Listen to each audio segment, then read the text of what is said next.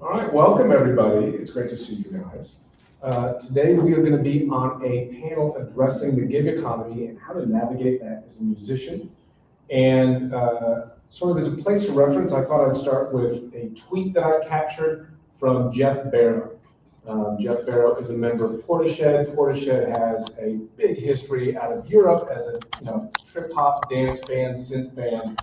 They're back on the road, and this is what Jeff Barrow had to say about returning to the industry in 2022. Now, he used a couple of very colorful metaphors, which I'm not going to say on the screen. So imagine a word that rhymes with truck instead of, I'll use screw for this. So this is from Jeff Barrow, and he posted this 2 days ago. I'd like to say, as a touring band, airports are screwed, EU work visas are screwed, streaming is screwed, crossing borders is screwed, Brexit is screwed, passport applications are screwed, US visa applications are screwed, ensuring people come to the show is screwed, ticketing is screwed, merch delivery is screwed, vinyl delivery is screwed. How's your job going? So I think it's safe to say, and we can get it out of the way, talking about being a musician, talking about the gig economy, it's challenging. It's challenging from the get-go. So instead of dwelling on that, I'm actually really excited about today's panel. And I'm really excited about organizations like the Minnesota Music Coalition who have these conversations because we're very aware of how challenging things are. So let's put the challenge behind us and let's start talking and brainstorming about solutions to it. All the musicians that we'll talk to today, Carnage the Executioner, Steve Cole, Amanda, Grace, have multiple years, decades of history in this space, so we can pick them for strategies, observations, perspectives. So instead of going through and doing a traditional introduction, I figured I would sort of start with a round of questions for everybody, and we'll make it sort of a two-parter. What brought you into music? And then also, what were your perspectives that the job, the gig, this industry would be? And Carnage, if you don't mind, let's start with you. What sort of was the gestation that brought you into art, right? Because we know that that is going to be a personal thing, an emotional thing, an upbringing thing. And then you're faced with this thing called the industry and trying to navigate that. I first got into it just because music was around me all the time, or I would say I noticed it. Wherever I was at, if there was music playing, I gravitated towards it. All different types of music. So at that time, it was, anything that was played on MTV. It was anything that my mom played in the house. We're talking about Michael Jackson and Aretha Franklin and Luther Vandross, and then later Run DMC, Herbie Hancock, Aerosmith, any of that, all of it was equally influential to my wanting to be a musician. It wasn't, because I didn't know the difference between, heavy metal, rock, rap, hip hop, R&B. I just liked music. And I found that I had a pretty good memory or recall for music. And I would always be walking around reciting the songs, melodies, and things like that. So I wanted to be a drummer at first, but I was poor, couldn't afford drums. Then I wanted to play guitar, which is actually my favorite instrument, but I don't know how to play it. I wanted to do that. Of course, I couldn't afford it. And then I wanted to be a DJ, couldn't afford turntables. So the first time I was actually able to make music, I did it for free, and I started beatboxing. And that became my introduction to making music, as I became a beatboxer at age 10, and then I started teaching myself how to write rhymes and songs and stuff when I was about 12, 13 years old. And I never really looked back. It turned into a hobby that I mean, according to my friends in high school, I was pretty good at it. So I just kept writing raps and until I met a guy who said he wanted to manage me. And then I had a fake management deal. And I did a couple shows. I did my first show in 1993 at what was the Glam Slam at that time. Mm-hmm. And then from there, I did it through high school, through college, and I never really stopped. Never really learned how to read music, but my recall for music is my gift. I hear it, and then I can duplicate it to the best of my ability, and that is what I feel like has allowed me to reinvent myself time and time again. Is because, you know, when people have a negative view, or there's a negative stigma behind hip hop, which there definitely is, I can step in and say, guess what? I don't necessarily have to just rap. I can beatbox, or I can be your band, or I can back a band up. I can be an extra band member. I can do all of these different things. And that is what has allowed me to keep my revenue stream going, is diversifying what it is I'm able to do with my music. So you had an initial inspiration, everyone here I'm sure did, records, moments, histories. Mm-hmm. You get some momentum, you get those individuals in your life that support you, you get that reinforcement.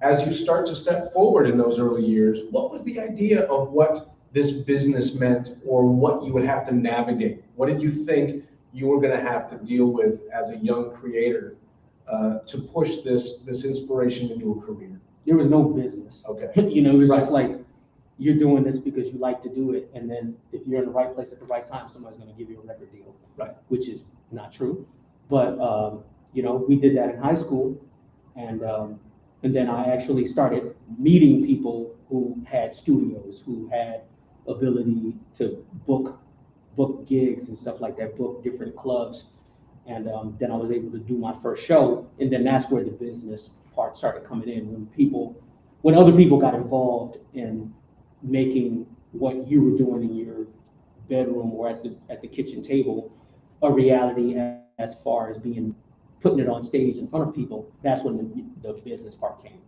And in the beginning, it was just, yeah, I guess I'm a professional rapper now. Right. You know, without even necessarily saying it, but I was doing professional rapper stuff. Yeah. So it's just like, okay, so I guess I'm a professional rapper now. Well, I think this conversation, we will unpack where that line is. Mm-hmm. We'll also come back to your point about diversity.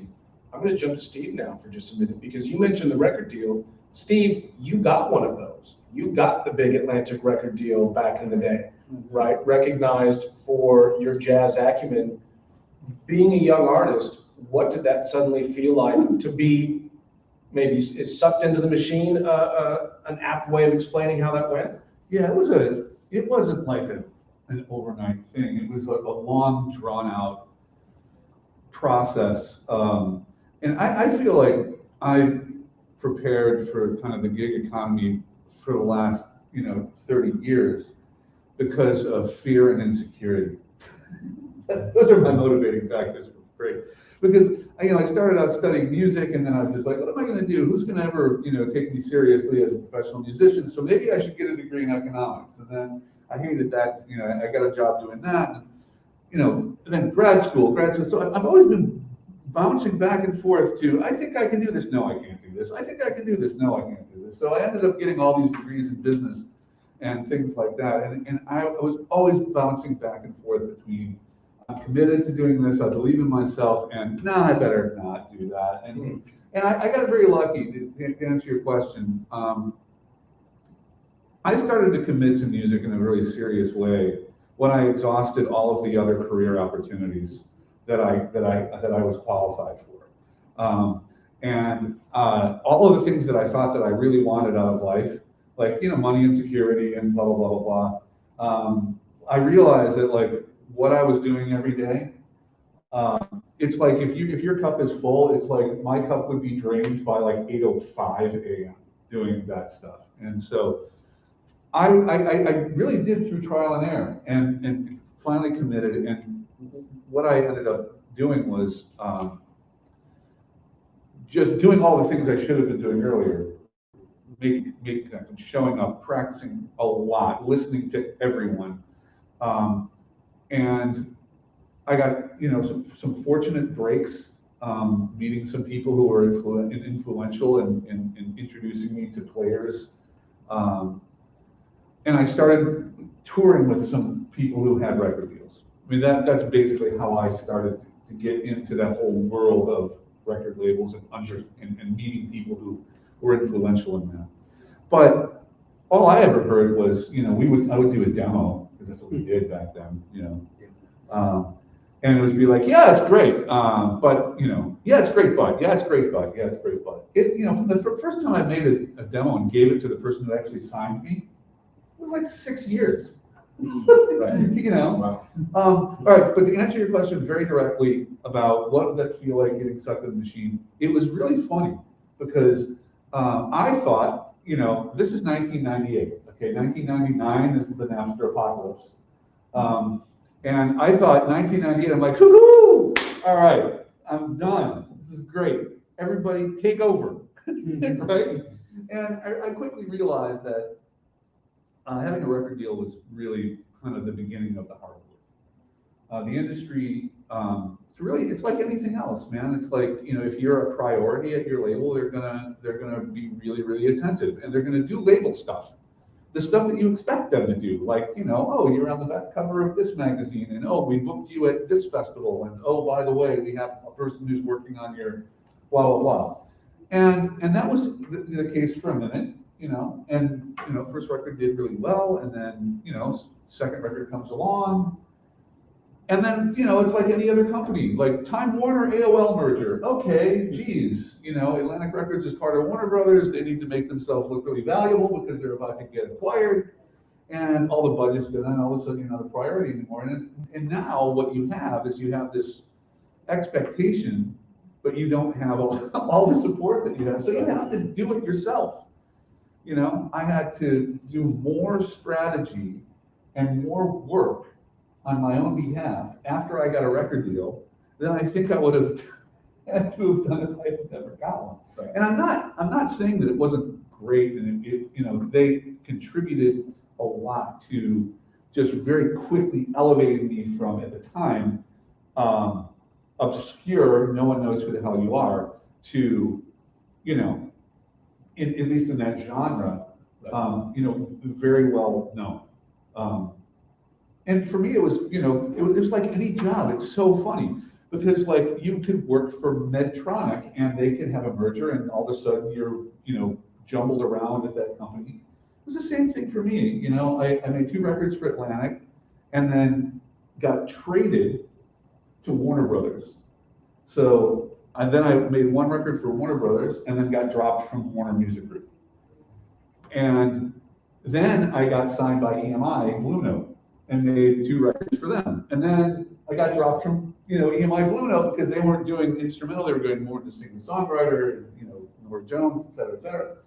And then I got signed by kind of like a lifeboat label where all of the people in the jazz business in the major labels ended up kind of forming this label called Mac Avenue.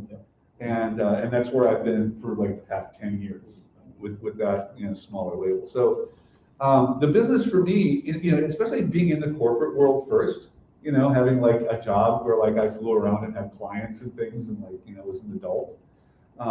It wasn't all that freaking different because especially, you go through, the lobby of Atlantic Records and it looks amazing. There's Grammys and there's like gold records and big TV screens. And then you go through the glass doors and it looks like an accounting firm. It's not special and fabulous. It looks like a bunch of people in cubicles doing their jobs. And so, that was kind of, I to make a way too long story short, I think the work began for me when I got signed. I thought it was going to be like, okay, good. You guys got this? I'm good. I'm going to go back to my little suite at the hotel, which, they gave me once. Maybe twice. But yeah, the work began for me then. It was really about like, I have to navigate this myself. They're not going to do it for me. Well, this is why I'm getting excited. I'm hoping that this conversation gets really rich because talking about Carnage, talking about Steve, you guys came from different directions and we've now ended up in a very similar place, right? And I mean, and this is the place of the launch pad for what does a modern career look like today. Amanda, I want to jump to you. We've just met today, but I've been visiting your website, reading your bio, listening to your music. You've come to music, it seems, a little bit later in life with some really heartfelt momentum behind that of why you're writing and why you're contributing. Could you share a little bit of that? Sure. So same as you, as far as I identify a lot with what you're saying as far as what am I doing? why am I doing this? I mean, I can't tell you how many times you feel like I quit and started again, but I do have the feeling in my life that I couldn't stop. The universe just kept saying, you have, it's the times that I would drop it and walk away. It's just like, I couldn't. And my defining moment, like I was writing songs at 6, 7, 8 years old. Part of my therapy, which I encourage everyone to pick up an instrument at whatever age you're at, because I do believe in music therapy for yourself first. And I do still live that as much as I can. That was what I did to get through my hard moments. And I come from a very musical family. We didn't have a lot. We had economic hardship. My whole life moved a lot. But music was always part of what we did. We would sing in churches and community events, fundraisers. In college, I was in some pretty heavy bands that were, they just dissolve as all college bands do for the moment. But I kind of put it all aside when my husband I met at Winona State went back to a career that was 60 or 70 hours a week, and I was pregnant with our first, and I had just kind of put it all aside and started down with that.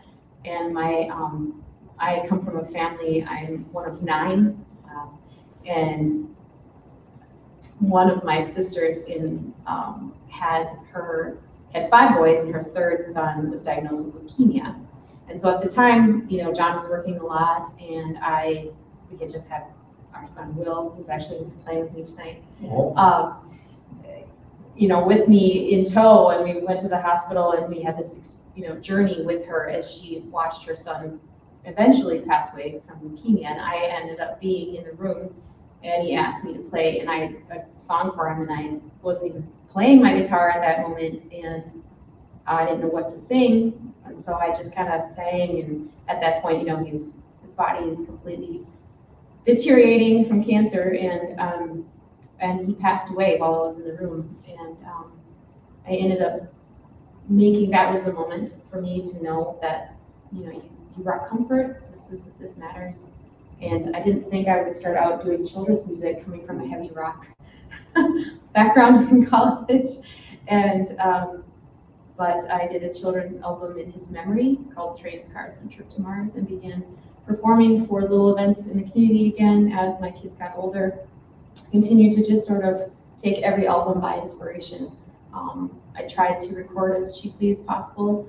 I always have. I have had a couple of college interns do some of that grunt work for me, and then they get to write off, and I talk about how amazing they were, and that's helped a little bit. I have pretty much a work nonstop. I rarely rest, and if I do, it's pick down, pick up, transitions, travel. And now we adopted through COVID, so we have 4 kids.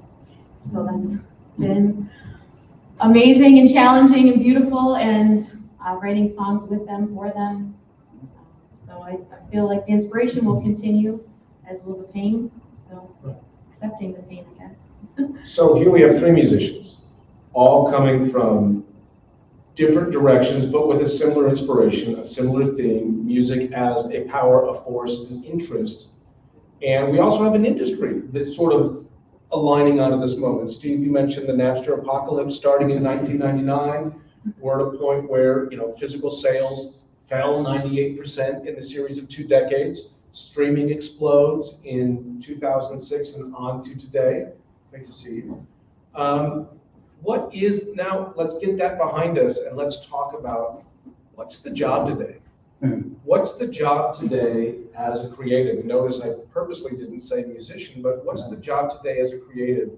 What are the duties we have to keep up on? And then we'll go from there into what some of the sticky aspects of all of that work is. Who wants to jump in? What's the job today? I'll jump in. I think about this a lot, especially having gone through.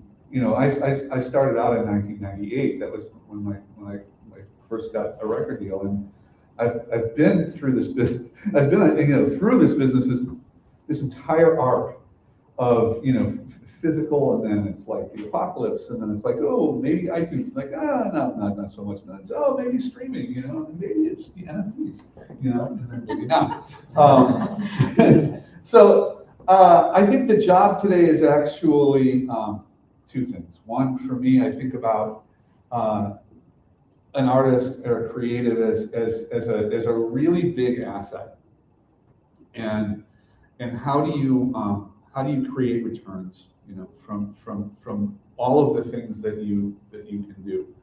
I think one of the biggest assets that a creative has, beyond their talent and creative output, is the community they can create and serve. And by creating and serving and growing that community itself becomes an asset, becomes a very, very valuable asset. I think that a lot of artists don't necessarily take enough stock in the value of their followers and what they can mean. There's this wonderful reciprocity that can happen when you realize that your followers are really your asset. They build you up. They're like, your shareholder value, right? They're your shareholders. And thinking about the job from that perspective, like, what's my job as a creative today? My job as a creative is to connect as much and as authentically and as profoundly as possible through the exchange, through the value exchange of content creation and also community, and serving the community with that. The exchange from them is, where can we go from here? What can we do from here? What will you support from here? And I think that once you think about it from that perspective, I think the answer is infinite. It's infinity where you can take this community. If you do it, deliberately and authentically, and with that value exchange as the basis for what you do. So that's kind of, it used to be, hey man, I just want to make records and play shows, and I want people to love me very much. And now it's more about, like, if I want to have a career, I have to understand that there needs to be the value exchange. I need to see that as the focus of what I do. And if you get that rhythm right, then it's about, what can we do with this? And not, I'm going to say the word, but it's not all of, like, how can you monetize that community that you've built, that asset that you've created, that value exchange, and where can you take it? Where does your creativity and imagination allow you now to go with it? Well, Steve, you mentioned something I want to come back to and address with both Carnage and Amanda. You said the word serve. Yeah. How do you serve the community in front of you? And I think that's pretty profound, because I've always used, Steve, you mentioned, economics and all those other opportunities that were revenue trends for you, or revenue opportunities for you. I've used education and teaching as part of, a continuous income stream that can float creative processes. So in terms of the textbooks on the music industry, I now have all of them, having taught for over 20 years in the classroom. And yet you assign none of them. Well, that's the interesting thing, because none of them start with serving another human being, right? None of them look at artistry as a really emotional, service-based thing. And so I want to jump to both Amanda and Carnage to reflect on that, because we can talk about the hip hop world, but we can also talk about music for a younger audience. Service, probably surprisingly, is deep imbued in both of those, when we're told this is about selling and about monetizing and about getting on the chart, before we ever talk about what is one thing that you can do for another human being with your music and your art.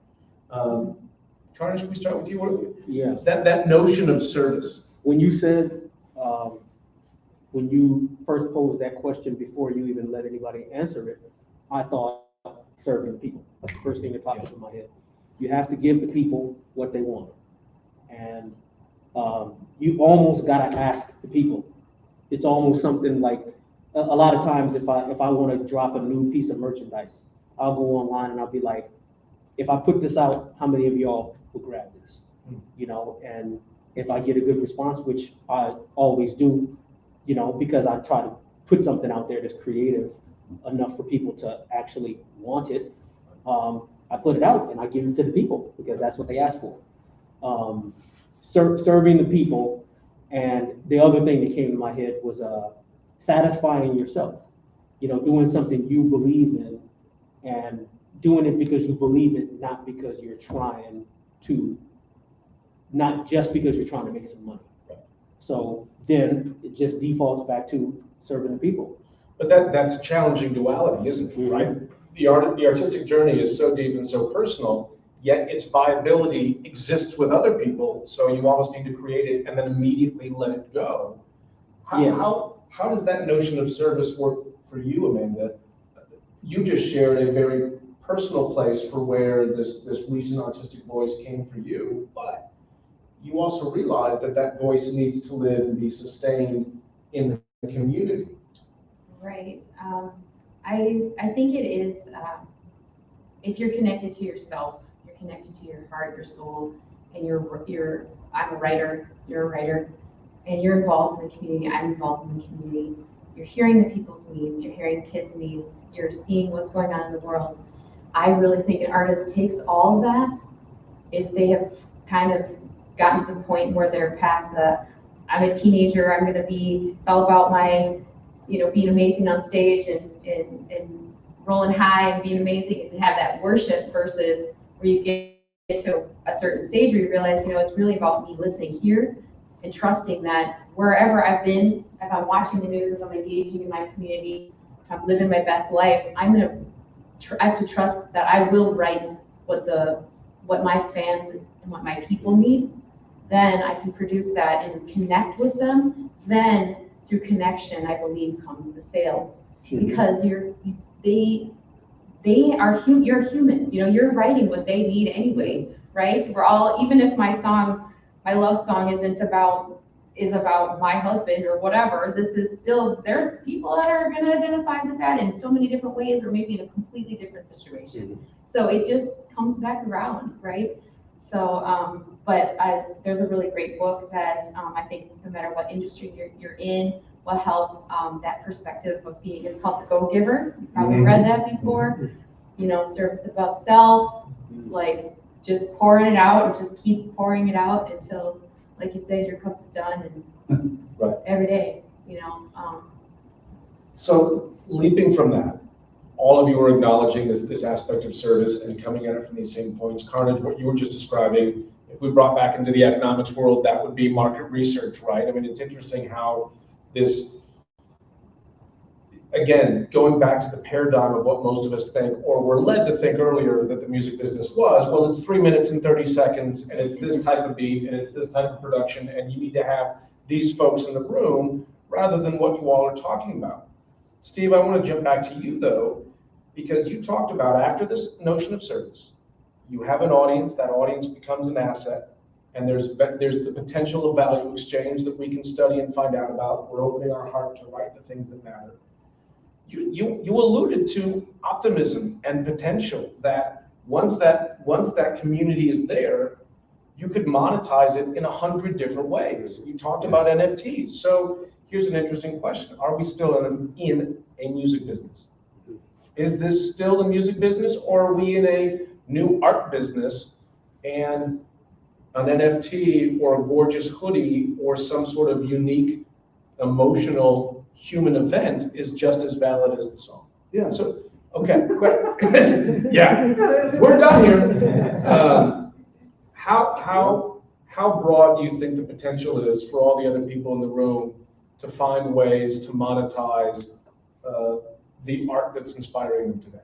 Yeah, I think that, and I say yes jokingly, but I actually mean it. I think everything you said, yeah, that's the business we're in. I feel like we're in the music business because your community, the nucleus of your community is around the music that you make. But that doesn't mean that that's where it stops. I mean, back in the day, I had Kiss action figures, I'm not gonna lie. And, was Kiss the band in the toy business? No, they're in the music business, right? But they were action figures, right? So I guess they were in the toy business. It was a short phase. I sold them for a profit. But Yeah, so I think, your nucleus, like I'm in the music business because my craft is music. That's the business I'm in. But it's not, I'm not pigeonholed. I mean, my field of vision is very wide. And so, yeah, to answer your question, I think it's, whatever business you think you're in, that's you're in. But I define it as, where does it start? Where does my community rally around? Why are we together in the first place, right? They're not with me because of my dazzling personality. They're probably discovering me because they liked some music that I made. So I'm in the music business. And then where do we go from there? Absolutely. Wherever.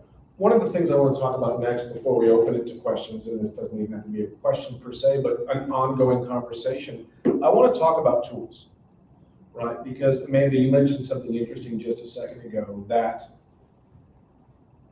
where you're at now and where we all are at is not where we were when we were 17, right? We need to move through those moments between having a very insular, inward-looking vision to a much different outward-looking vision as we age, as we experience and see more of the world around us.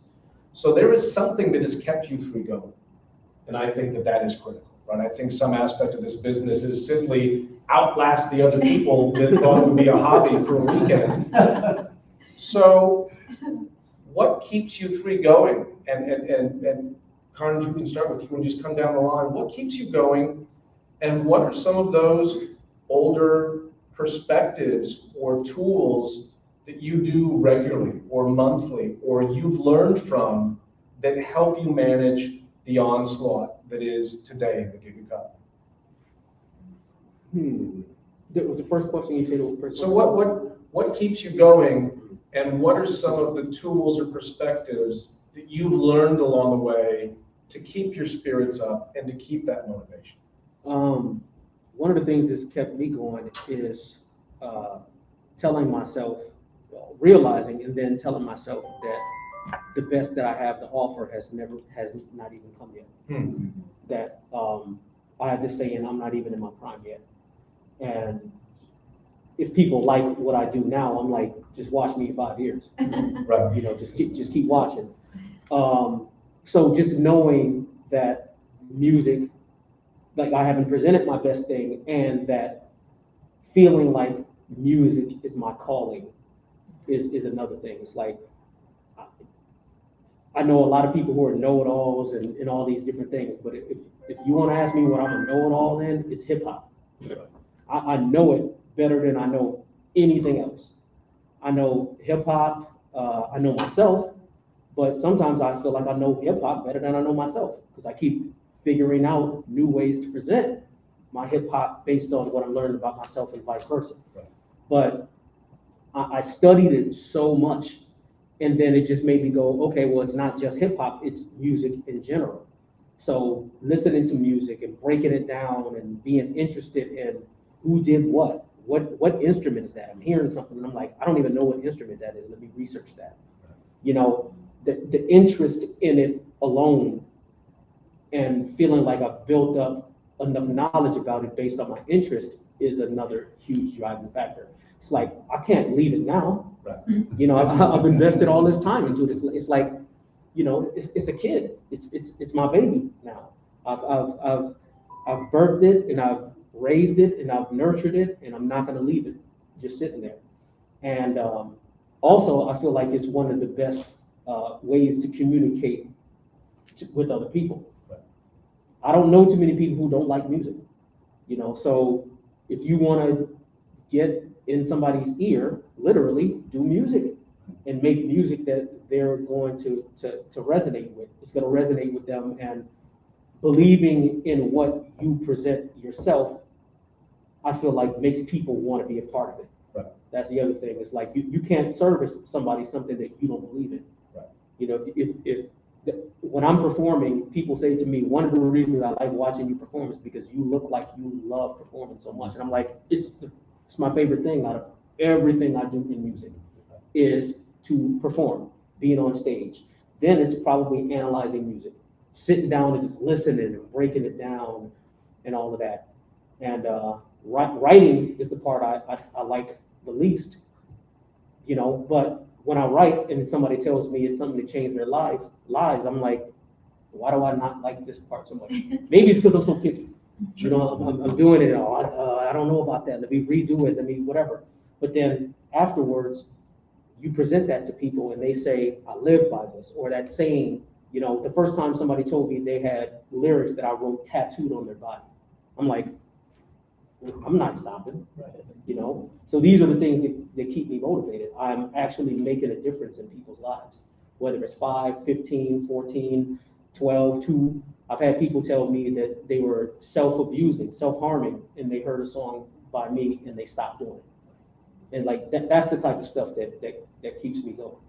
What I think is so critical though is that, you know, whether some of the other artists in the room caught that, you admitted that there's part of the art making that isn't your favorite. Oh yeah. It's not all couple easy, things, not all aspects. Well, I've got an instrument, so you know the muse is just going to hit me. There are parts of this that we love and parts of this that are a challenge, but using the love to re-inspire to jump back into the challenge, that can sometimes start that positive reinforcement that goes along. Steve, what have you learned to keep you going? As I know you're an observer of this crazy world, the financial roller coaster, the industry consolidation collapse. What keeps you going even though it seems so chaotic right now? You know what? I think the thing that keeps me going is deliberately trying to reconnect with the thing that inspired me to choose this career in the first place. And being really conscious of that. And if it gets lost or muddled or gray, you know, I deliberately disrupt something that I'm doing so I can reconnect with it. And also just like kind of being open to what different opportunities might yield in terms of how they're going to affect you, how they're going to inspire you. I've been an educator as well, as you know, for 15 years, I think. I teach here at the University of St. Thomas. All of my degrees are in business. I don't have a music degree. This is really weird, right? So I started out as a music major, but I don't have a music degree. I have a BA in economics, an MBA in marketing, and a doctorate in organization development and change management. Okay, wow, what? Right? But I'm a college professor, and I never, with all these business degrees, I was never, can you just turn that live stream? I was never really in love with business until I started teaching it.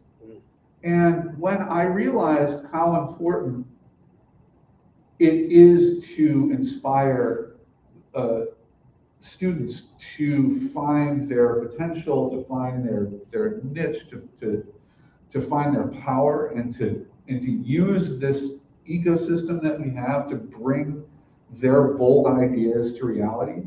And when I realized that I could be an engine for that, I started loving the music business and studying it and becoming really inspired by it. And so it's for me, it's just kind of like, you know, if what keeps me going as an educator and someone as a student of this business is the obligation and the covenant that I make with my students. Like, if you come and study with me, I'm going to do everything in my power to help you find your power in this ecosystem to bring your bold ideas to reality. As a creative, I've actually purposely stopped doing things because they were getting in the way. Like everybody stopped touring during COVID. I still haven't gone back on the road because I realized that for a minute, I want to focus on re-engaging in my craft. I want to fall back in love with the saxophone again. I want to fall back in love with songwriting again. Because songwriting's hard.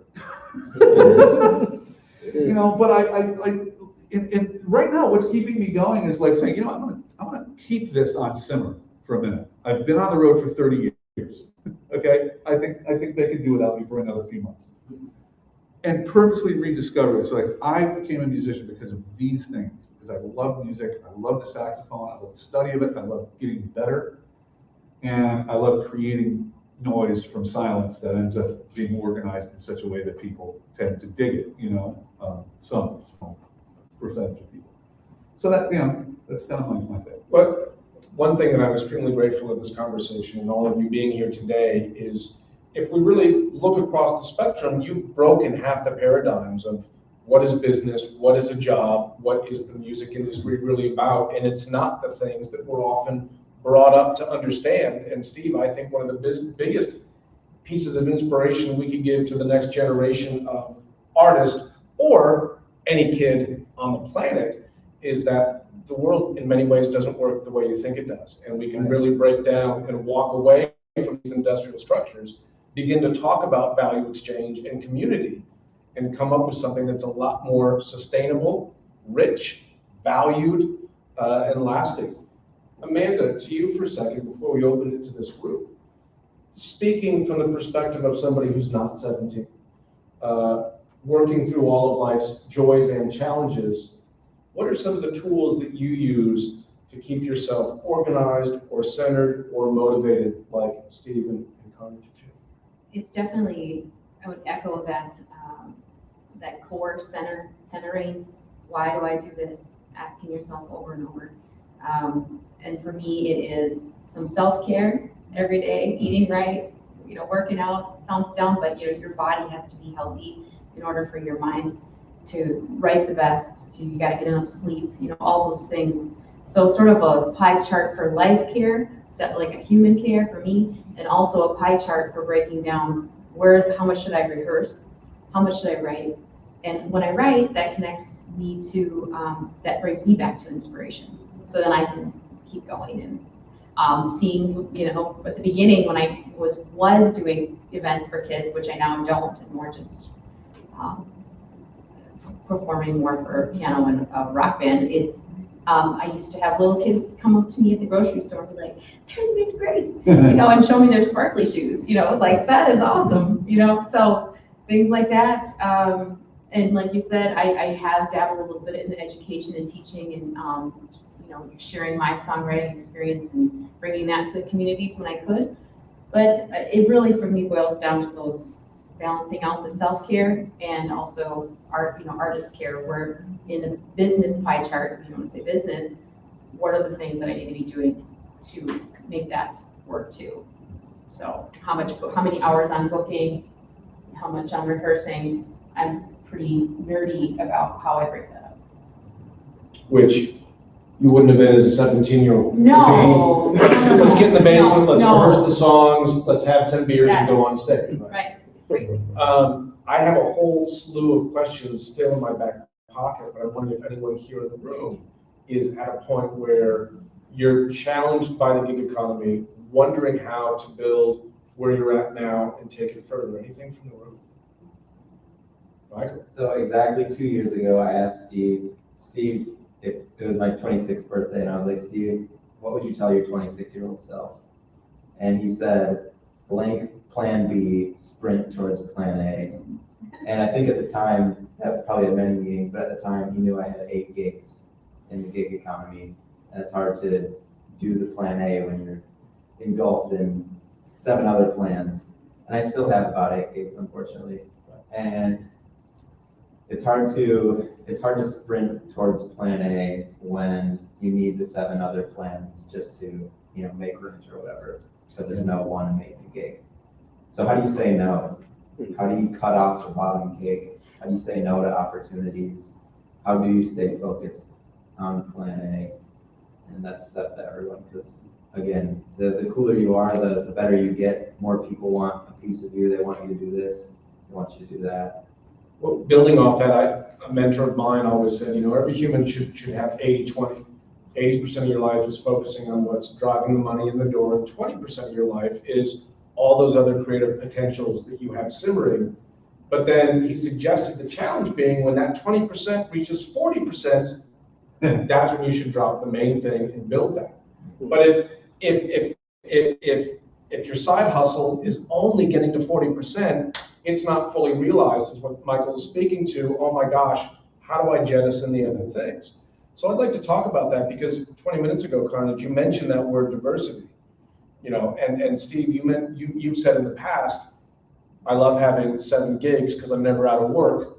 when if one falls away, right, and we all just lost touring and that sort of thing for a span of years. How do you all deal with that? Finding things that pay the bills, but also finding the time to do those hard things of writing or the rehearsing. How do you balance the diversity that we know is in every creative's life? As soon as I was name checked, I just want to say one thing. I hate it when people bring back things I said to them. You're supposed to forget that conversation. This is the new Steve. No, but in your case, Mike, when we were talking about that, what my meaning with that with you, because I know you very well and I know your talent, is that was more about kind of like, don't doubt yourself, dude. You're doing the right thing. Do not doubt that you're in the right field.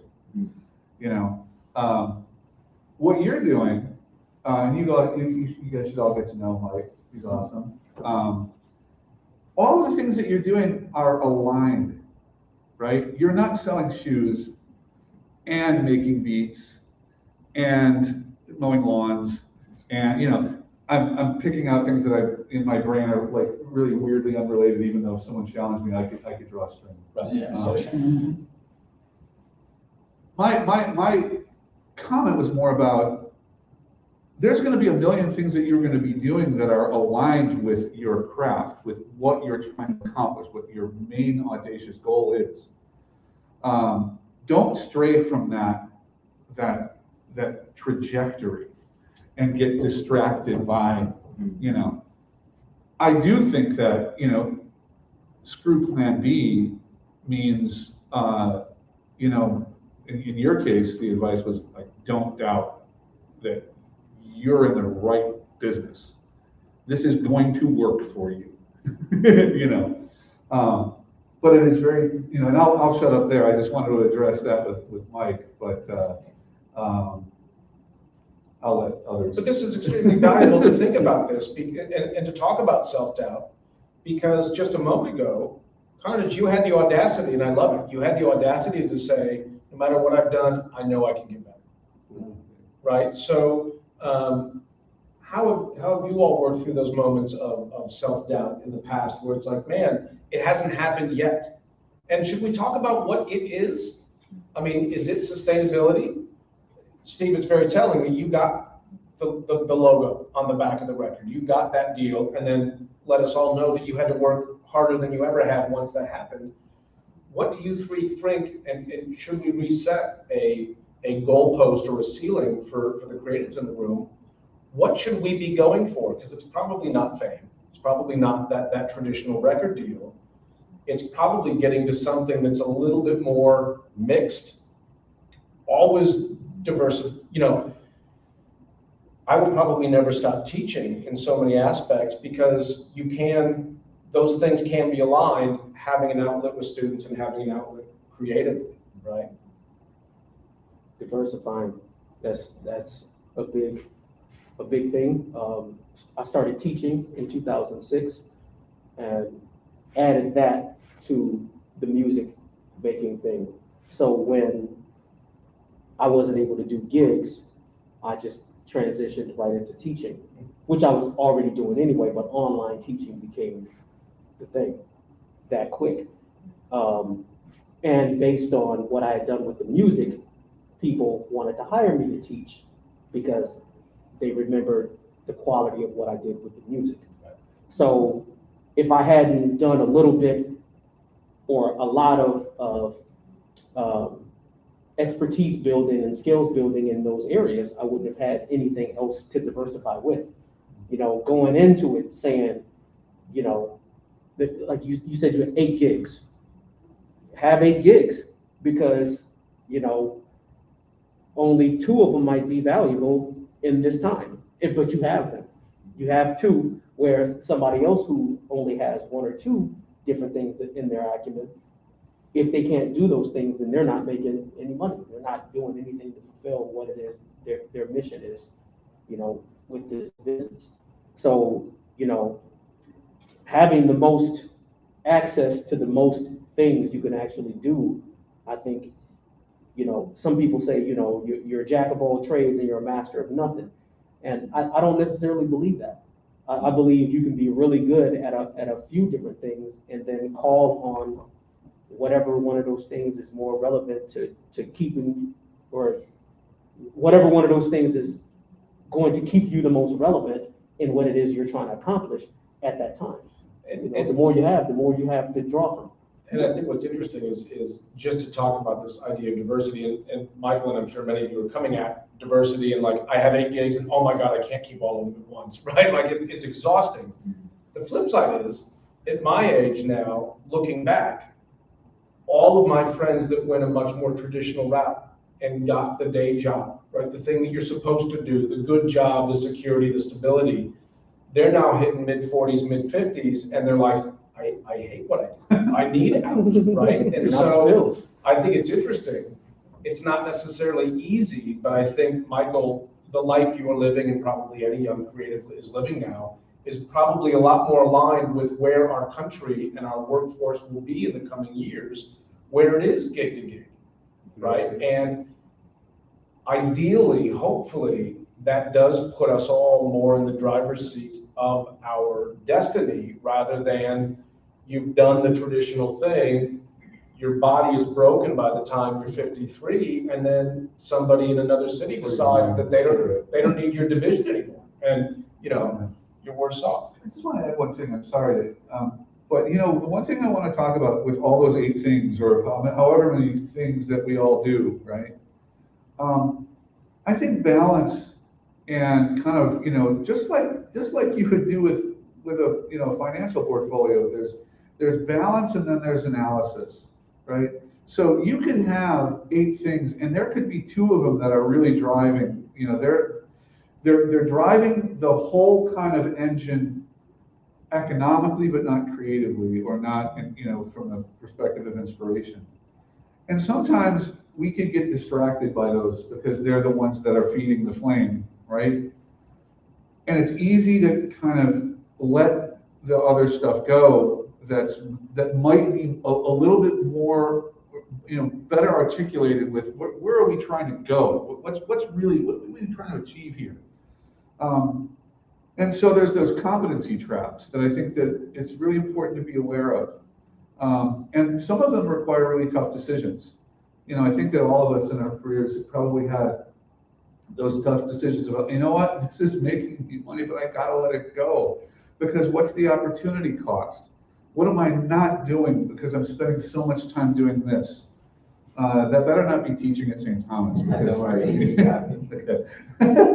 But you know what I'm saying? It's just, I think that not only is it a matter of a portfolio that's aligned, that has something to do with what inspires you and what you're trying to achieve, but also reevaluating that portfolio on a regular basis to make sure that what are you spending your time, even though they're all articulated, are there some tough choices that need to be made?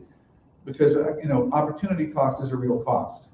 Well, can we jump to you, Amanda? Because just a few moments ago, you talked about being a stickler for balancing your schedule and balancing your responsibilities when there's a very romanticized, incorrect perception of art should be, well, sit around until you're inspired and then jump in, right? Wait for the muse. How do you organize your time, and how do you make sure that you're staying on top of all those duties that you alluded to? Well, I do want to spin off on the diversification. I did do a lot of that, especially in the last decade, but then I did have to drop some with the killing of all my children's performances. That was a good income, and I still haven't really been able to rebook those for some reason. It's been hard. Totally fine, but I went full. I had about 5 to 10 years in voice acting, so I've been spinning that and growing that again. So that is, I can do it from home. I can, it is still really hard. There's not, I almost work almost all the time, but I love working, so it works out for me. And so it's like when you start, it's 100 additions to 1.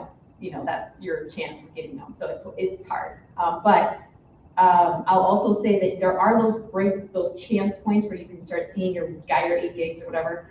You can decide, like for me, I stopped doing weddings. I love people getting married. I love being invited to do that, but I don't want to go to their rehearsals on weekends when I have kids events. I'm a coach. I do all these things.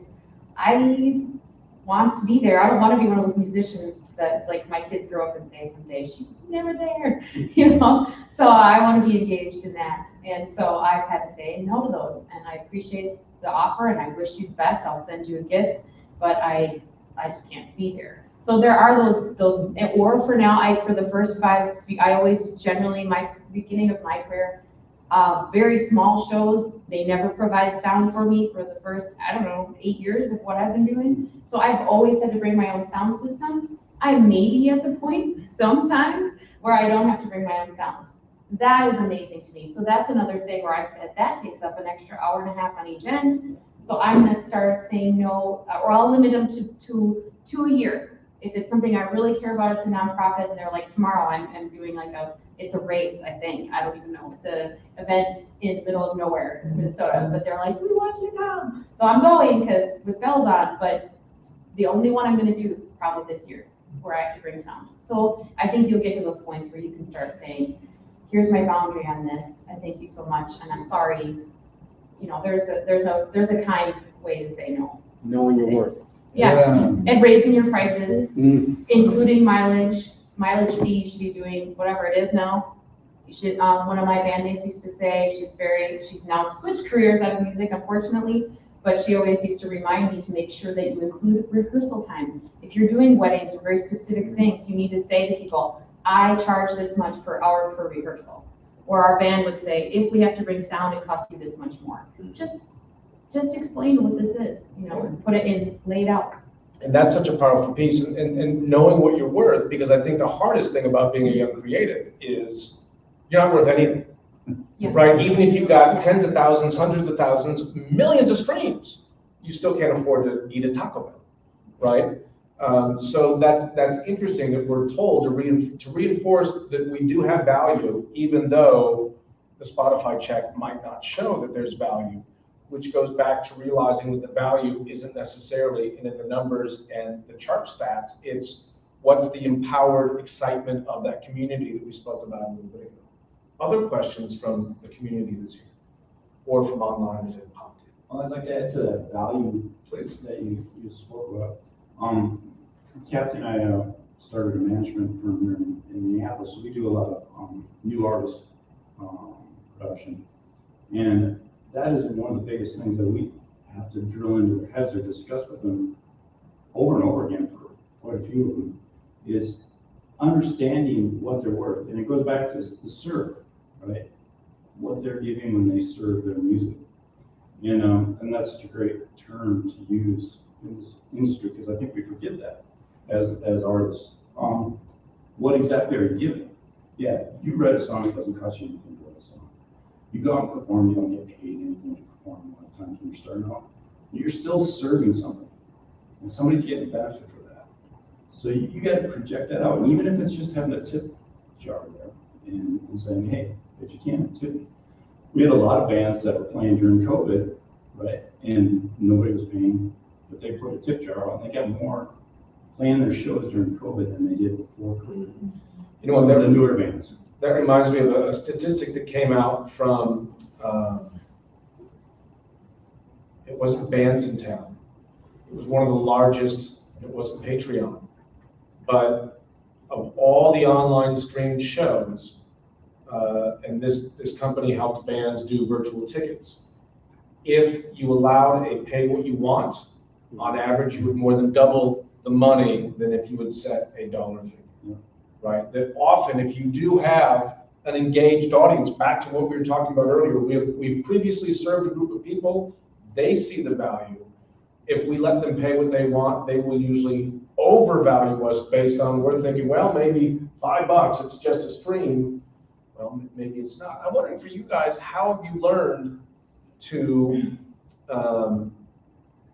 speak for yourselves? How have you learned to argue on your own behalf when maybe the promoter, the venue owner, the industry professional is not aware of you? You know, how do you learn to, from what points do you speak to your value or your ability? Well, you had said something. What's your name again? Shannon. Shannon. You I think you said writing a song doesn't cost you, but it does. It's your time. Time is money. Mhm. You know, and we have to be, as artists, willing to say, anything I'm bringing to the table has been paid for upfront already by me. I've already paid. I've already put in my, what is it, 10,000 hours is expertise. Well, I got my 30,000 hours. I'm 47 years old, so I need to get paid.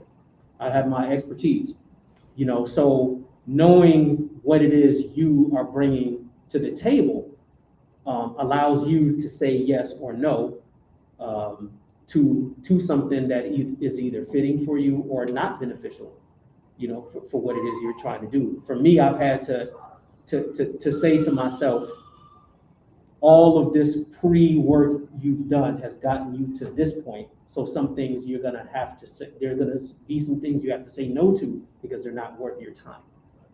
Can I ask that? 'Cause Yes, go ahead. it's right. So you have experience to base your knowledge and worth off, right? So Mhm. take a new artist, which Yes. there might be some in this room that don't have any of that experience, and they haven't developed that thought process of working with. I'm worth something. I have spent this time learning my instrument. I've spent this time singing these lyrics and learning how to do this. I'm already worth something, even though I haven't maybe done my first performance yet. Right. And for them to go out and understand that, and still understand that they're going to be undervalued and maybe not paid. They can't be inflated with their. Right, absolutely. Otherwise, they won't get paid. But to go out there and have that confidence that they're worth something, I think that is where the value comes in any business, but especially in the music industry, is that they have that value built into their head that even an established pro, when you go out, you're worth something to somebody every night. Mhm. Or even when you play to an empty house, 7 people, 15 people, 30 people, that you're giving value to those people every time. And I think you were saying this in the last seminar about merch. Yes, merch. You had a low show, but the merch sold like $300 or something like that. Yes. You knew 7 that- people, $300 in merch. Yeah, you knew there was people there. You know there was a reason, even though it didn't pay off on the ticket side. You saw it was there. Mhm. And to have the artists know that every time you're stepping out and giving, even if it's not a show, maybe they're presenting what you guys are giving to us right now. Mhm. Is of value. And I think that's where people miss it the most. They undervalue themselves and then they get depressed.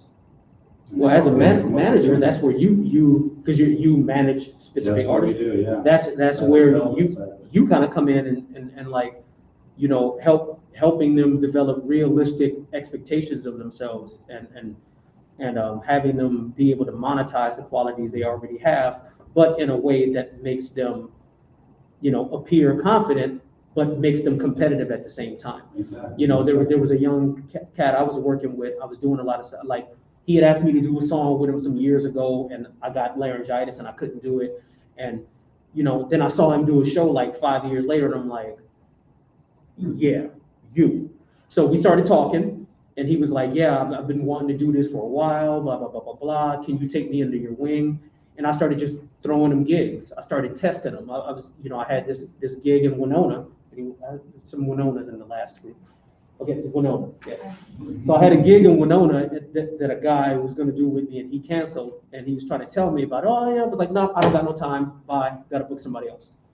Hit this guy up and was like, do you want to go and do this show in Winona? I don't have any money for you, but if you bring your merch, you will sell merch. Every time I go there, I do at least 150 to 200 in merch. Yeah. And he was like, I'm there. It was my test. So I was testing him to see what it was he was going to do. You're paying dues. It's a two-hour drive. You're not getting any money straight up, but I know this is a crowd that's going to like what you have to bring to the table, and this is a chance for you to present that dope merch you have.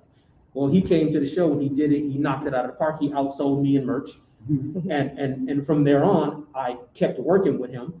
And one of the things I told him, I was like, for the first 6 months, ask for $50. After that, start asking for 150. After that, just, have tiers in what it is you're asking for, but be willing to do the work to get to that point first. You don't want to necessarily just go in free all the time, but you probably got to start doing gigs for free at first. And probably the most valuable thing he had was networking with you. Yeah, and now he's doing his own thing. He All doesn't. in the world is all the people that you get to work with. Right, and now he's doing his own thing. He doesn't necessarily need me. But where he started was with what I told him, and he got to that point where he started asking for that money, and now he's getting 300-400 a gig now. You know. If I could interject, I would say, yeah, he's agree exactly with what he's saying, but also one thing I used to do if they couldn't afford what I was asking, I would say, well, and especially those beginners 0 to 5 years, say, well, could you do $50 worth of a gift certificate? Or could you, you know what I mean, walk away with some Christmas gifts for your family as an artist. Come in with your brewery gift certificates and give it to your family. That, you know, saves you money later. It's cheesy, but it works. It's a trade. Yeah. You know, you're trading, you're trading your art, your performance for something. Of value. Right. Starting with merch. You They don't have anything else, merch. Oh, yeah, absolutely. 100%. Going back, you mentioned the word tier, and I think something that's lost in a lot of conversation. We now have a lot of data coming from Kickstarter, coming from Patreon, where we have a diversified revenue stream, right? You can put in $5 and get the sticker, or you can put in $1,000 and get a lithograph of the artwork, right? There's now lots of financial data that shows that every artist, whether you have 10,000 fans or 100 fans, has super fans. Every artist will have somebody, probably of financial means, where 7 people, $300. You know, we laud Amanda Palmer for her $1 million Kickstarter. Well, 600,000 of that came from 26 people, right? And that there are super fans, and that there is now data that even if you only have, you know, 10 backers on Kickstarter, one of them was like, I'll throw in $1,000. Now that might have been grant money, but that I think is something that a lot of younger artists don't embrace enough, that for some people, it might start with a family member. For somebody else, it's the person that tattoos the song on the body because it was so impactful. Well, goodness me, if that person is a doctor, they might be thrilled to give you $5,000 for something really special or really unique, and you've only been gigging or touring for a year or two. There's really a lot of potential when we play with what that economic mix of services could be. I've done CD release parties or album release parties where a parent was like, well, I want to give more. Why doesn't my daughter, my granddaughter, my niece have more things? Because I want to spend $100. There's nothing on your table that's at the $100 level. I think one of the things I just want to add to the mix is, you know, in terms of worth and new artists and that whole thing, it's, you know, it's hard because on one hand, I agree with absolutely everything you said. That, you know what, I have prepaid for everything that I'm coming to the table with, right? So I have worth. I agree with that 1,000%.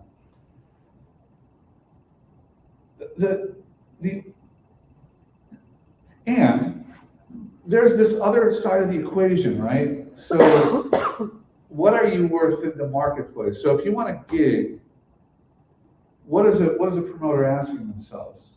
Can you put butts in seats? Can you put the kind of people in the seats who are going to park and buy expensive alcohol, right? Or whatever the business model is, right? What kind of community are you bringing with you? What are your, you know, how many people are you engaging with? How many people are interested in you, right? And so there kind of has to be, you know, a realization that there is an equation, you know, like a lot of artists will say, like, you know, I got offered to play this venue, and there's 75, 100 seats, let's just say, and they're only offering me like $1,000 or something or whatever, you know. And why is that? It's like, well, I don't know. It's a math problem. How many seats are there? What's your ticket price? Multiply those two together. That's what, you know, if you can fill all of those at that price point, then that's what you're worth, right? For that gig. Unless you've either over or under, you know, priced. But, you know, so it's part of, like, I think one of the great things about the role of a manager or an agent in this particular situation is balancing that equation. It's like, it's empowering the artist to say, yes, you are worth something. And so let's not leave anything on the table. let's take that talent and that worth and let's start the snowball, right? Let's start with, let's get 7 super fans and serve the crap out of those 7. So all of those 7 people tell everyone they freaking know about you. And then let's, go back and I worry about this tier thing, about like, here's where you start. Let's not be too pretentious. Let's get paid, but let's not ask for too much. But it's about building, it's always building. Sometimes people won't take your free CD because they think if it's free, it might not be that good. Absolutely. But if it's $5, then they're probably gonna buy it for the $5 before they would take it for free because they're like, well, at least they see the value in what it is they're presenting. Real true story. 2 seconds. I'm at a show. One of the artists is selling their CDs for $5. And that was not the convention. We were always selling them for 15 or 20 bucks. I was going to sell mine for 10. I made mine 15. I sold more. You made more. And when people said, how come his is 5 and yours is 15? I said, I don't know. Why is a Toyota this much and a Mercedes this much? I don't know. Let me throw it to Amanda really quickly because I know you have other things to say. Please. I wanted to share something for people that I feel that are maybe in the middle of the line. I've always was raised to believe the last 10, 15 years, you don't approach labels, try that. So I've had the hands-off approach as far as that. I've done everything myself, been my own, although I would gladly accept help in the right way for the right team and labels and managers and all that. I'm open to anything, but for my path has been all self-driven, do it all yourself, etc. Right? Well, I hit a point during the pandemic that I was feeling the stress of parents that are musicians that perform with me. And so I have about 1,400 email subscribers, about 1,700 on Facebook. I have 2 Facebook pages. My Twitter followings, 2,300. It's some numbers, right? So I one day was walking through the house and just kind of popped in my head, well, why don't I try to find some local businesses that would sponsor my band's fee? So then I don't carry the guilt as their band manager. I feel terrible asking them to perform for these venues that can't, and I'm negotiating all that stuff. So I basically, in essence, became a promoter for them. And these I signed 4 for just during this COVID stuff that are going to be paying me monthly through the end of the year. And so, in essence, they look at my website numbers. They look at my percentage opens on my email list. I will go to their companies sometimes and wear their merch or do a shout out for them. And I have a contract and things that I wrote out that I promised with my lawyer that I would do. And so it's been an interesting experience. And if any of you are kind of in between on those years of where's my value, maybe somewhere where they've got a little following, but they haven't yet. Gas prices are so high right now. So it's very hard. It's very hard. So sponsors. Yes, right? Yeah. Just a thought. I have to go right now, but if Awesome. you want to email me later about stuff, I'm happy to share some I had some friends in marketing that helped me do this. Awesome. Amanda, thank you so Yes. much for joining us. So, thank you guys. Amanda, can we do an overall time check? Because I bet we could have a conversation that goes out, I don't know, 3 or 4 more hours and just scratch the surface of what we're looking at. Yeah, we've got 10, 11 more minutes. Perfect. So, yeah. Other comments from the group? We've now discussed that we are artists, community providers, market researchers, influencers, right? Leveraging our absolute crowd for a little bit of everything. Anything from you all? Questions about these issues? Well, I wanted to ask you, Carnage, I know that you have kind of been in this plant-based food realm, and I wasn't totally sure. I know that's inspired some things creatively, but I wasn't sure if that had factored into new avenues in the gig economy too. Oh yeah. Cool. Yep. I got to play Veg Fest for the first time last year. Probably going to play again this year. Just having something else to present to people as far as a journey type of thing has made me more relevant to people. It's been kind of a reinvention where people from before who knew me to, be 340 pounds, and then they see me now and they're like, what happened? And I'm like, plant-based, here's the story. And it's turned into something that has allowed me to turn it into a revenue stream, yes. Diversifying, again, you know, and why do you do this? Having something to actually present to the people that's valuable, that they find value in, and they see you're passionate about it, so they become passionate about it, you know, in consequence, in a good consequence. That's been very helpful for me. Yeah, so you've done your research. Thinking about the gig economy now, and this is one of the reasons, that was a great question, Joanna, because I asked, you know, are we still in the music business? I think if we look at ourselves and we limit it to that, I really think we need some new terminology, right? We need an optimistic umbrella to put over the gig economy, because we are not leveraging just our music selves. We're leveraging much more of our whole self, right? And when you realize that more parts of you matter, right? There's a lot of pieces of you that matter, not just the, you know, the notes, the fingers, the melodies, the pipes. That brings a lot more things to bear that we could potentially drive revenue from. So it's not the music industry, it's the you industry. It's what do you present yourself to people as a service. I say this is a service industry job. We as musicians are providing a service to you. It's your choice whether or not you're going to take it. But, you know, if you could do it yourself, you wouldn't be asking us to do it for you. So respect the art and pay us for it, because we're going to give you something that you're not going to get anywhere else. And that goes back to what you had said, what are you bringing to the table as far as putting butts in seats and stuff like that? You know, a lot of times people have asked me to do shows and they'll say, how many people can you bring? I was like, I can't bring anybody, but I will give you the best show you're going to pay for.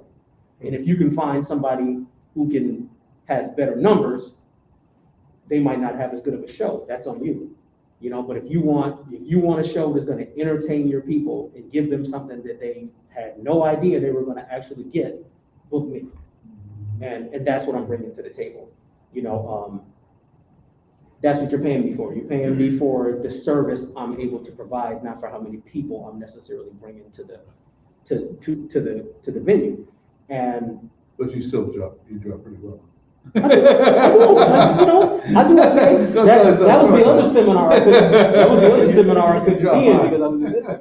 But like figuring out how to, you know, like, I mean, maybe not as well in Minnesota as I should, but I go to other places and they're like, oh my God. Yeah. And I'm like, cool, you know. Well, I want to challenge you both with a question, and I can ask you all the same question. I really like that idea that this is the you industry, right? We can find some fun terminology for that.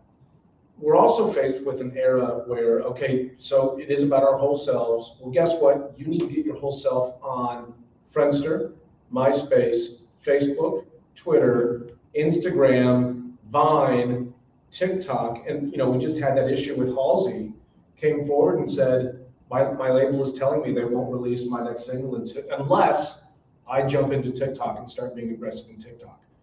So I'm wondering, how do we navigate, you two, how are you navigating an increasingly digital world where there are 100 potential different pipes to throw your whole self into it?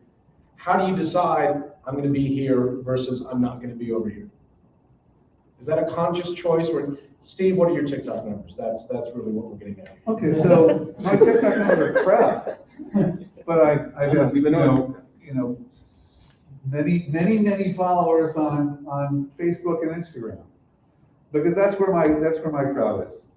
I know that's where my fans are. I know who they are. I know what they eat. I know what they do for a living. I know what kind of shoes they wear.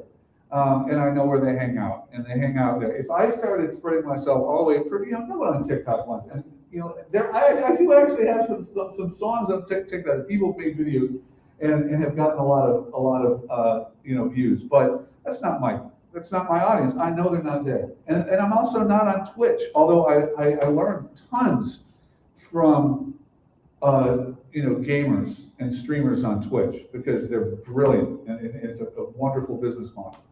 But that's not where my people are. My people are not delivered yet.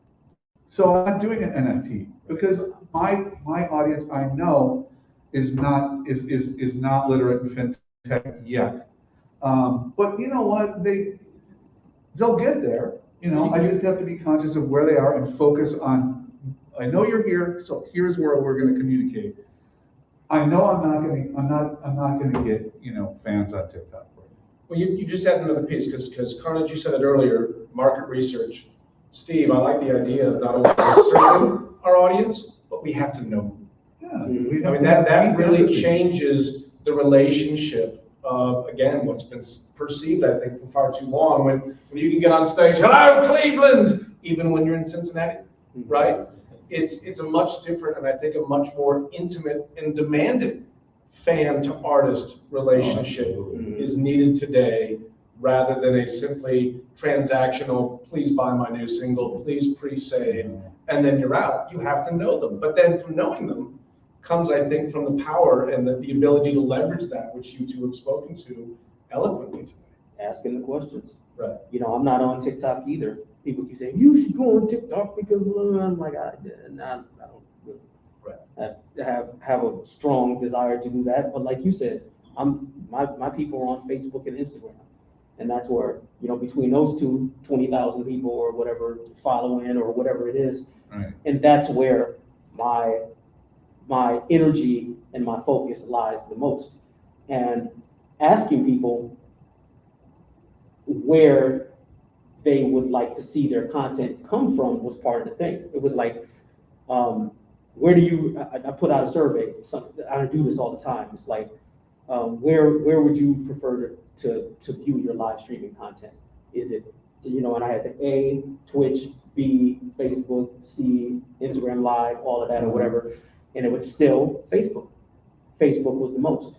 And while everybody was saying, no, it's not Facebook anymore, it's blah, blah, blah, blah. It's like, no, my numbers are telling me that people are liking Facebook. And what do you want your next Carnage album on? Do you want a CD? Do you want it on streaming? Do you want it on vinyl? Do you want it on cassette? CD and cassette were more my biggest ones. So then I put out a new album, and then I put out a limited edition cassette because that's what the people said they want. Everybody's model isn't going to be the same. But like you were saying, you have to know, what size underwear your fans wear.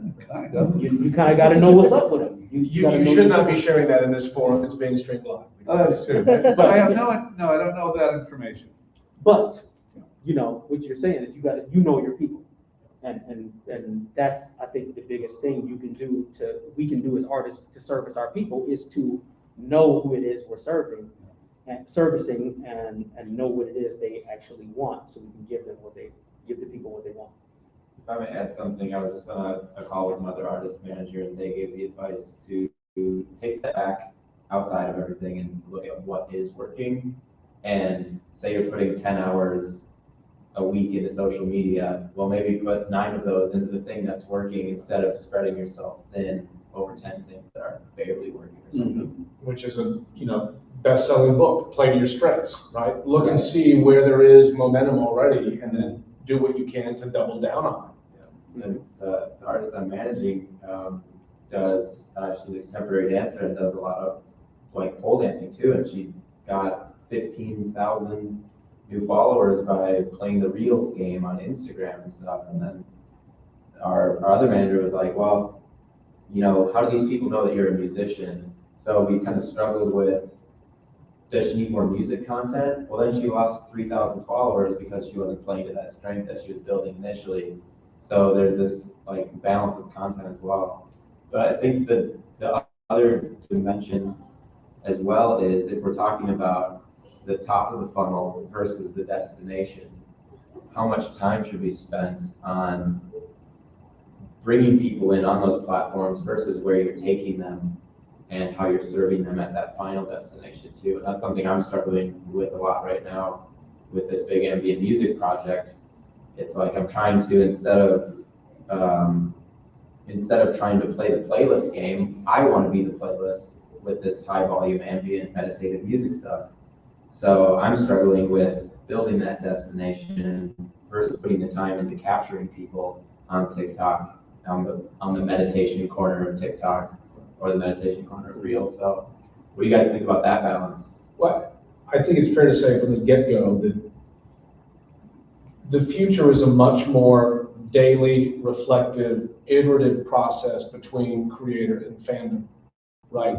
None of you get to where you are today without making this process regular, without making surveys regular, without making queries. Would you buy this? What format do you want to see? And I think, at least my perspective is, the future is going to be a lot more experimentation, right? What ideas can you float that don't cost a thing? Do they gain traction? Then we're going to double down on that. I really do believe that any preconceived notion of what the destination was for the music business, it doesn't exist. Roll it off a cliff. And I don't think today's younger generation cares one whit whether you fall into somebody because of healthier eating habits, or you fall into somebody because of a mental health meditative process, or because you fall into somebody because you heard about them through any corner of the world, right? I hope we're lifting up creative humans, and we don't have to worry about 11% artist, 10% television star, 50, that really doesn't matter. Is somebody inspiring? And where did you find it? You mentioned something really important, and it's testing. I think that the challenge today is to find out what kind of sneaky little experiments you can do, and be really conscious of devising those things. Like, what do I want to test? What am I curious about? How can I test it? Because what does it cost you? It costs you nothing. And then you can get an incredible amount of insight. It really starts, like all the design thinking, gurus, it's all about empathy. It's all about building deep empathy with who are you trying to serve and what can you learn about them? Because they're going to tell you. At the end of the day, we're in the business of creating experiences, right? What kind of experience do you want? What are your needs? And not just like the surface, like, oh, I don't know. It's like, no, man, let's have a conversation about it. Let's understand each other a little bit. I want to know the meaning that this content serves in your life, and I want to know beyond kind of the surface, low-hanging fruit. Why do you like music? I don't know. I just like it. Really? Why? I don't know. Because it makes me feel good. Oh yeah, really? Why? Well, I don't know, because there's a lot of different kinds of music that touches different parts of my experience. Oh, really? Why? Well, it just so happens that, okay, here we go. We just got to something meaningful. And now just by asking and asking and asking and really trying to empathize, now you know what you're actually starting to target. Like, okay, this is what it is. This is why people listen to my music. This is what it's about. Maybe I just need to understand this a little bit more deeply, and I can be more profound in what I deliver. And that value that I exchange with my followers can be more profound, because now I actually know what the hell is really going on here. And it's interesting, if we take any of the big experiments writ large, right? Radiohead did this with the release, Jay-Z did this with the release, Nine Inch Nails did this with the release.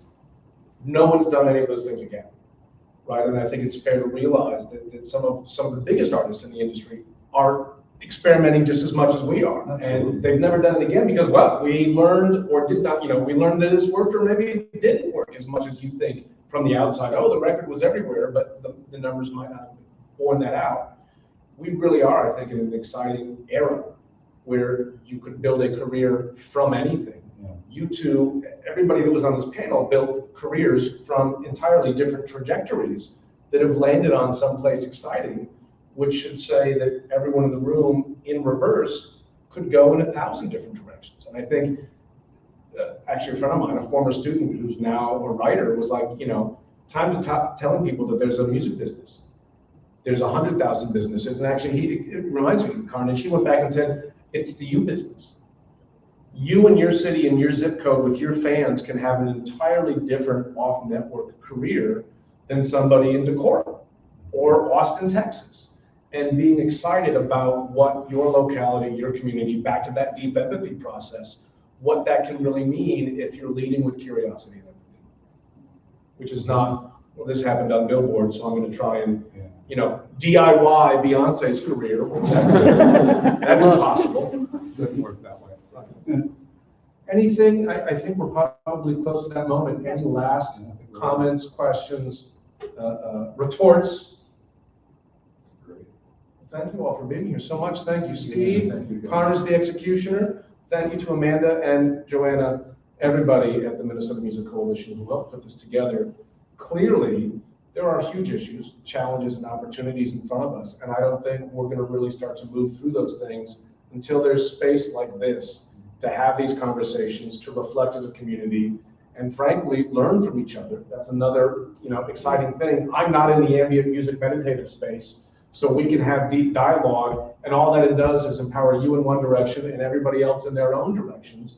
We don't compete, even though we're all trying to do some of the similar things. Thank you all so much for being here. Thank you to the MMC and all of our panelists. Thank you.